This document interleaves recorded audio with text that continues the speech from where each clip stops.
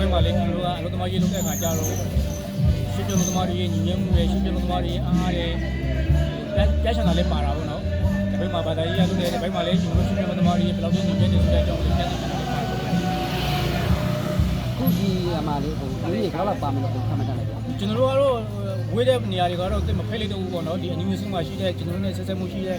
စက်ရုံတွေအလုပ်သမားတွေကျွန်တော်ပတ်ဝန်းကျင်မှာနေကြတဲ့အလုပ်သမားတွေကျွန်တော်ဖိတ်ထားတယ်ပေါ့ကျွန်တော်တို့ကတော့150နေရာလောက်တော့မှန်းထားတယ်ပေါ့နော်အဲ့တော့ကိုဟိုပါလေနှစ်တစ်ကူစူတောင်းကြီးတစ်ခုကပြောပြပါလားဟုတ်ကဲ့နှစ်တစ်ကူစူတောင်းကတော့ကျွန်တော်တို့တိုင်းနိုင်ငံမှာရှိကြတဲ့ရှိပြအလုပ်သမားတွေရောနိုင်ငံတကာမှာရောက်နေကြတဲ့ရှိပြအလုပ်သမားတွေရောဒီအလုပ်တွေခွန်လာတွေဆံပြေကြပြီးတော့မိမိရဲ့ခွင့်ရည်တွေကိုဥပဒေနဲ့တက်မှတ်တဲ့အတိုင်းရပါသလိုလေးစူတောင်းတယ်ခုမြန်မာနိုင်ငံမှာ